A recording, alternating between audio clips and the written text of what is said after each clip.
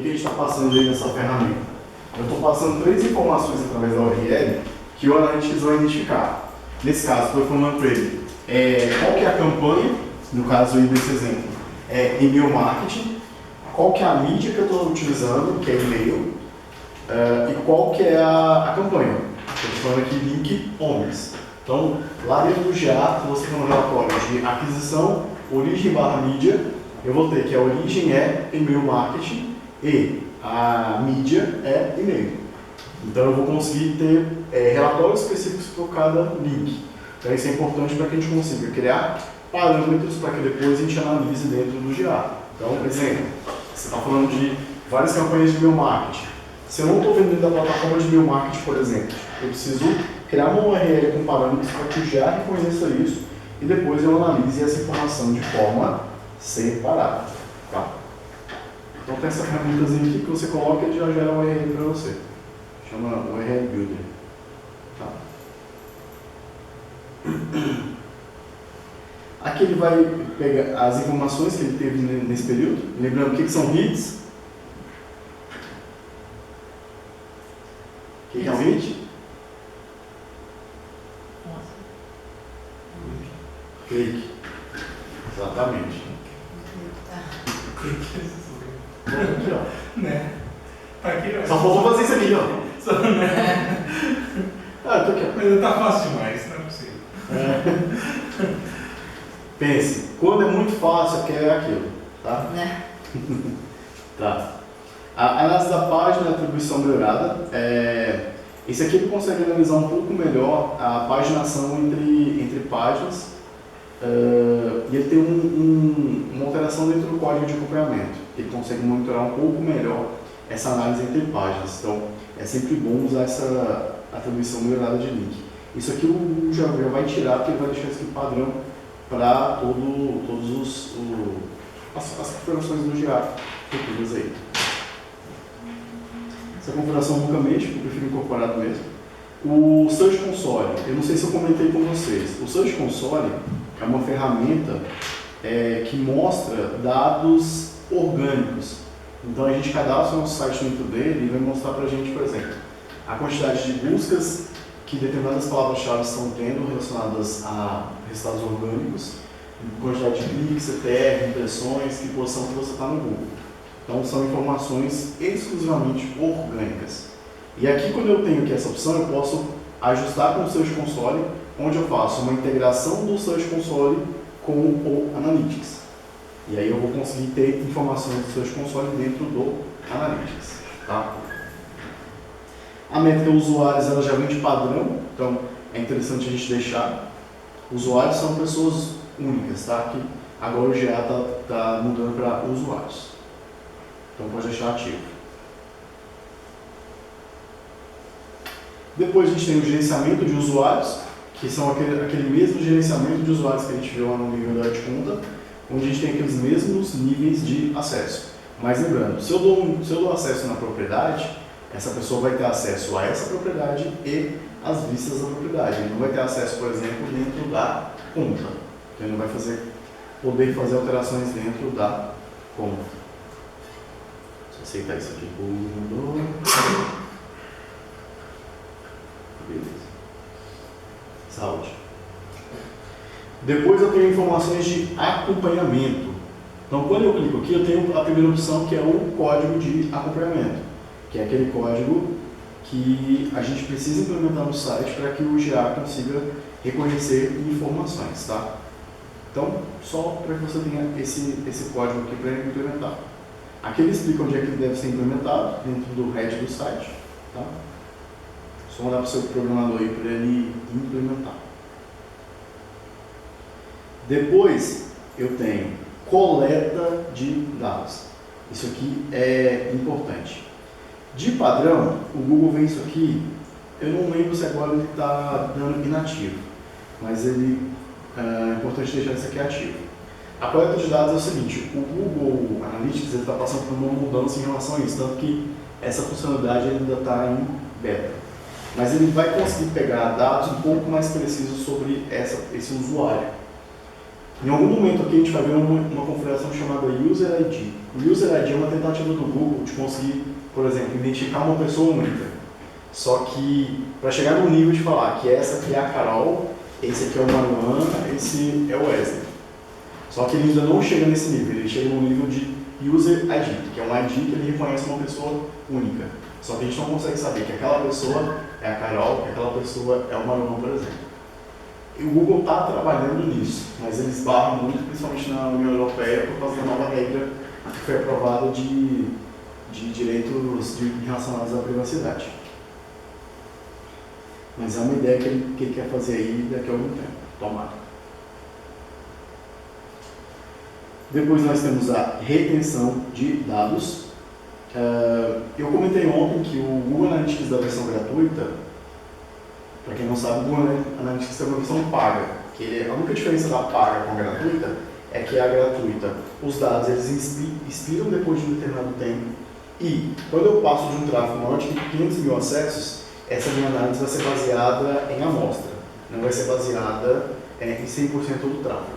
Tá? Aqui o Google deu uma opção seguinte, olha, você pode falar para não expirar automaticamente, então o Google vai te falar próximo de quando esses seus dados vão expirar, e aí você pode decidir. O Google vai dar uma opção de você exportar esses dados. Ou você pode falar, não, eu quero deixar esses dados de usuários e eventos, lembrando, é somente desses dois fatores, usuários e eventos. Você pode especificar o período que você quer. Não você já quer deixar fixado 14 meses, 26 meses, a quantidade de vezes que você achar conveniente. O resto de acessos é ilimitado. É ilimitado. Aí só que o que passa quando passa de 500 mil tem essa questão. A análise toda, os relatórios vão ser baseados em amostra. Não vai ser baseado em 100%.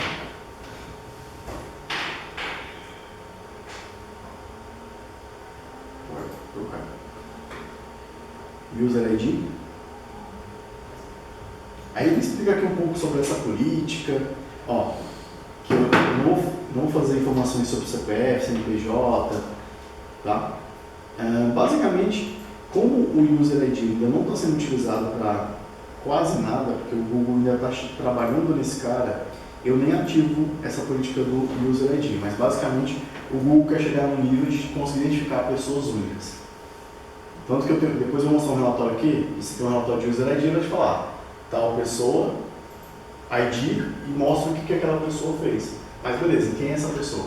Eu não consigo, por exemplo, pegar essa pessoa e botar ela dentro de um remarketing, dentro de alguma lista específica. Então, a utilização dessa pessoa ainda está meio limitada. Configurações da sessão, isso aqui é importante. De padrão, quando é que uma sessão dentro do GA termina? De duas formas. Quando o usuário tem 30 minutos de inatividade, então ele deixou o browser aberto, ficou sem mexer 30 minutos, essa sessão expira. Ou quando chega meia-noite. Então deu meia-noite, estou lá acessando, acessei o site 11 horas, só que até 11h50, até meio-dia e meia, ele vai contar uma sessão até meia-noite e outra sessão de meia-noite e 1 adiante. Tá? Só que aqui eu posso configurar quando essa sessão vai ser esgotada. Porque, por exemplo, vamos pensar, se a pessoa ficou 30 minutos sem mexer, já é um tempo muito grande. E aí o que isso impacta? Vamos supor que dentro do GA eu tenho um relatório que vai me falar o tempo médio de acesso dentro do meu site. Se eu levo em consideração os 30 minutos, eu vou ter um tempo de navegação alto. Se eu tiver uma grande quantidade de pessoas que deixam esse browser aberto nesse tempo, a minha média de tempo de navegação vai ser alta. Eu, como dono do meu site, posso me enganar nesses números, pensando, nossa, realmente, as pessoas ficam muito tempo no meu site e tal. Só que, na configuração padrão, o GA reconhece essas pessoas que ficam até 30 minutos com o browser aberto, sem realizar nenhuma atividade.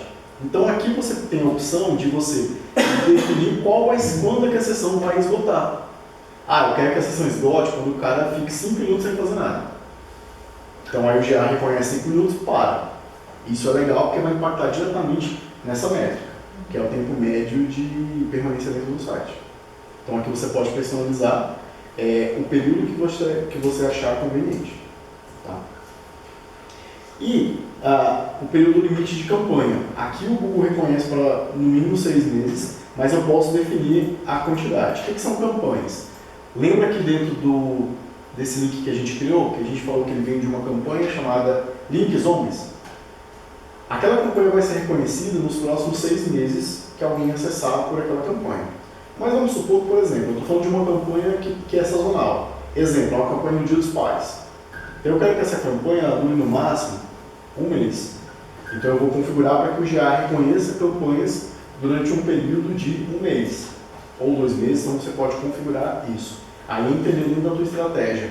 Quanto tempo médio dura as campanhas que você faz para que daí sim o GA reconheça essa informação. Porque pensa, por exemplo, Ricardo Eletro. Ricardo Eletro manda no meu marketing pra caramba. Aí daqui 2 meses atrás, eu cliquei naquilo lá. Aquela campanha pode nem estar mais vigente, aquela oferta pode nem estar mais disponível e se eu clicar vai contar na métrica daquela campanha, o que pode atrapalhar a análise sobre aquela campanha de forma geral. Então, por isso que é interessante você limitar um tempo para que o GA reconheça essa campanha. Beleza?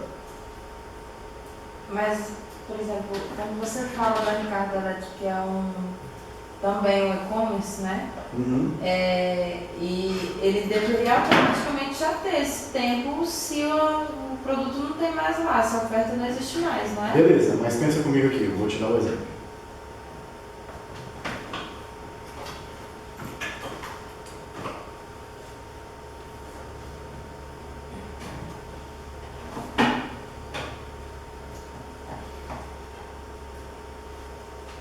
Por exemplo, eu não consigo saber, esse aqui foi um meu que chegou ontem. Chegou hoje, mas vamos ver um antigão.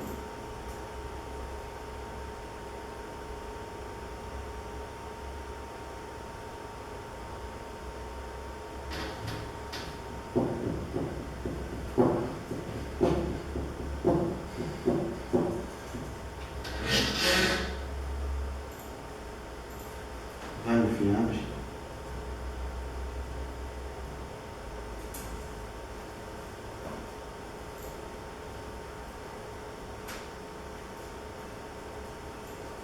Deixa eu ver onde eu isso aqui atrás.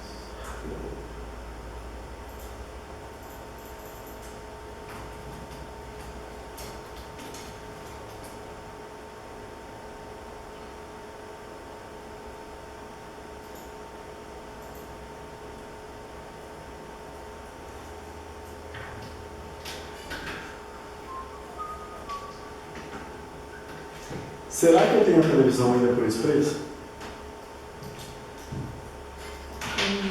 Não sei. Vamos clicar?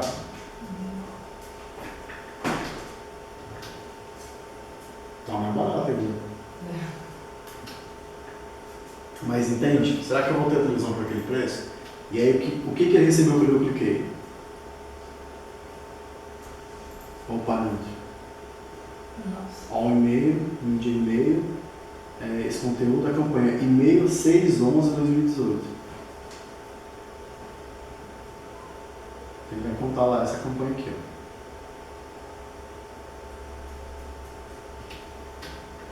Se a campanha não é vigente, esse preço existe, faz sentido alguém clicar nessa campanha agora.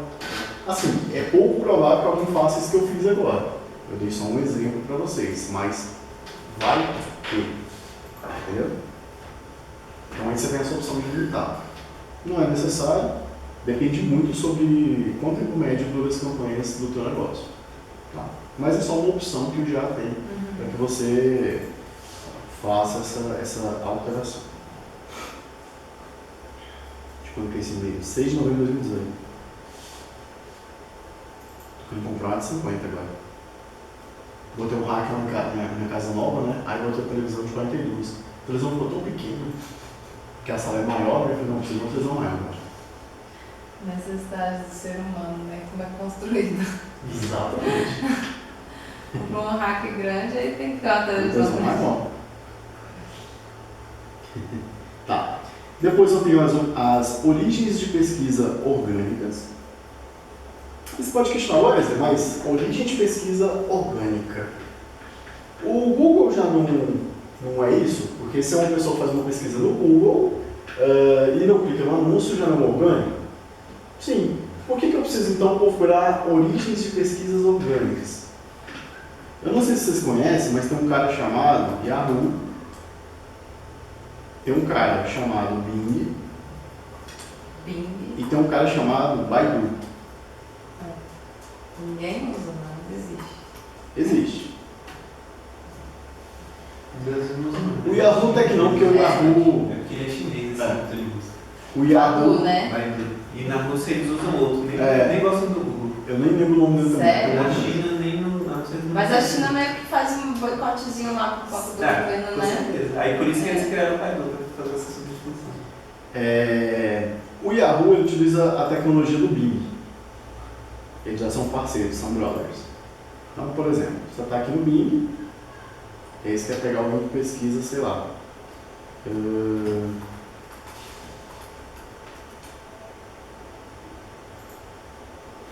Aí já tem aqui o quinto andar bombando aqui, anunciando e tal. Nem pro Freud não tá aqui. Aí beleza. Ele vai ver ele sendo falado dele. Ah. Ele vai ver que ele está sendo lembrado dele. Ah. Certo. Então, como é que eu faço, por exemplo, para conseguir monitorar esse tráfego que vem do Bing? Porque se a pessoa simplesmente chegar e clicar aqui, se eu não tenho um parâmetro, o Analytics vai reconhecer como um tráfego direto. O que é um tráfego direto? A pessoa que foi diretamente na URL. A gente pode fazer isso de duas formas. Eu posso configurar dentro do Analytics uma origem de pesquisa orgânica, que ele não tem. Por exemplo, ele não reconhece dados do Bing, do Yahoo, do Baidu. Então eu preciso configurar. Ou eu posso fazer como o Quintanar fez. Eu criei uma URL com parâmetro do tempo. O que essa URL está falando? Olha, a mídia é CPC, o source é o Bing. A campanha é o Brasília Imobiliária City.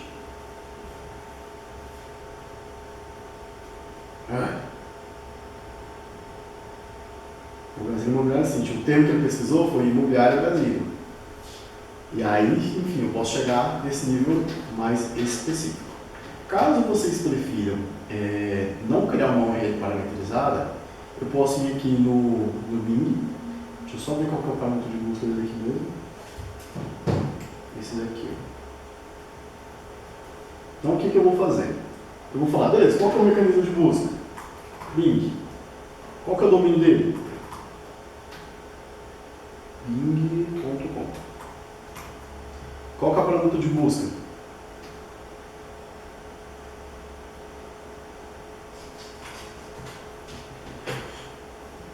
E o caminho eu não preciso colocar, opcional. Então, criei.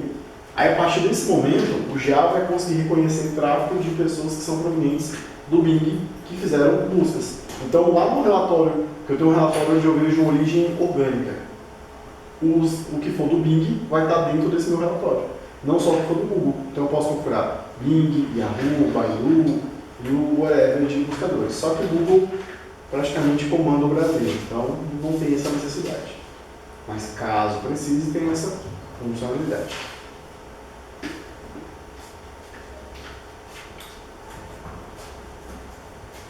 Tá. Depois eu tenho a lista de exclusão de referência.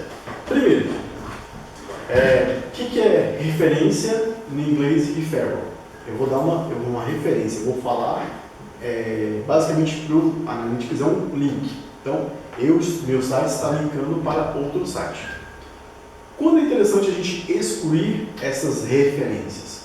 Vamos supor que o teu site, você tem vários subdomínios. Então, você tem um subdomínio chamado blog.empresa, você tem um app.empresa, você tem subdomínios. Então, não é interessante você ter essa análise desses domínios que já são teus, dependendo da tua estratégia. Então, o que você pode fazer? Remover essas referências. Então, o que eu posso fazer? Nesse caso, geralmente padrão. O GA já coloca de padrão o teu domínio para tirar como exclusão de referência. E aí tu pode adicionar e só colocar um domínio que você quer excluir. Então, eu poderia pegar aqui.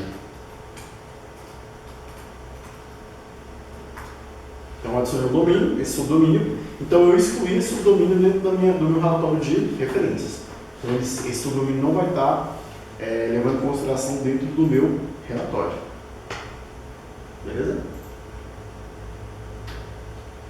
Show! E lista de exclusão de termos de pesquisa. A mesma coisa. Ah, eu quero excluir quem pesquisa, sei lá, o quinto andar pode excluir quem pesquisa quinto andar. Que para ele a pessoa já está pesquisando, então para ele pode ser que não faça sentido. Ou eu posso excluir, por exemplo, uma palavra-chave que é muito parecida. Pode ser quem pesquisa quinto andar. Vamos supor que eu tenho outra empresa que chama quinto andar, ou tem alguma coisa similar que chama quinto andar. Ou quinto andar motocicletas, por exemplo, que a pessoa pode confundir. Eu poderia pegar esse termo quinto andar motocicletas e negativar, que é um termo que eu sei que é parecido com o meu, mas vai trazer um tráfego que não é interessante para mim. Então eu posso vir aqui e fazer a mesma coisa. Inserir um termo de pesquisa que eu quero negativar. E aí só coloca um termo de pesquisa que você quer remover. E aí, a partir daquele momento, aquele termo de pesquisa, todo o tráfego proveniente daquele termo de pesquisa vai ser desconsiderado nos seus relatórios. Ele junta tudo, né? Seria tipo, digamos que você coloca um termo de pesquisa, aí junta com outro termo de pesquisa, ele vai juntar os dois dados dos dois públicos no mesmo relatório, né? Não, porque, Talvez por isso que não vale a pena você colocar o seu próprio nome lá, para assim, saber da onde que está vindo esse lead. Eu só acho relevante utilizar isso para justamente esse tipo de caso onde a gente tem nomes de empresas muito semelhantes. Ou nomes, por exemplo, deixa eu dar um exemplo. Coisa que pode desviar a pessoa, né? Não, eu pergunto assim, porque quando você coloca os termos de pesquisa, é como se fosse... Só um exemplo. Tem um cliente meu que ele chama Rafa Rezende, esse cara aqui, e eu não estou atendendo ele ainda. Um cliente meu que eu não estou atendendo ainda, eu acho. É porque é só um exemplo. Entendi. É porque todo cara que já passou fala com o cliente, mas ele não é um cliente vigente. Entendi. Esse cara aqui, ele é cantor sertanejo, mas ele canta muito ruim, coitado. Aí se alguém conhecer ele aqui agora, já vai falar pra ele.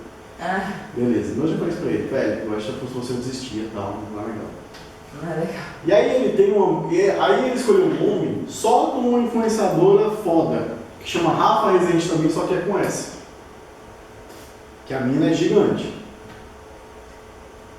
Com certeza tem pessoas que pesquisam Rafa Rezende que querem saber dela, não dele. Entendi. Então, nesse caso, eu poderia pegar e excluir esse termo, porque não é um termo relevante para mim. Entendeu? É um exemplo.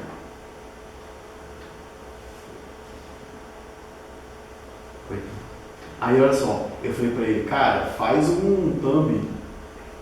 Thumb é a fotinha da miniatura do vídeo, né? Eu falei, velho, faz um thumb personalizado e tal, que é legal, né? Aí eu mostrei esse canal aqui como referência. Ele faz uns thumb bem legais, né? Pra eu entender o que é cada conteúdo e tal. Falei, cara, ó, esse cara aqui, eu também faz uns thumbs legais, não sei o que você consegue já entender, pá, saber bem. Aí, massa, legal. Aí ele falou, não, eu mesmo vou fazer. Porque eu não quero gastar dinheiro. Deus do céu. Fez um só. Fez um só, muda o...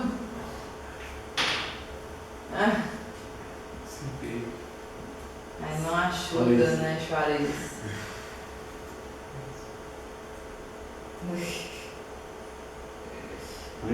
Aí ele foi um dos primeiros que eu utilizei no Me Ajuda a Te Ajudar. Cara, me ajuda a te ajudar, né? Coitado, mas enfim. Aí o by the way, ó.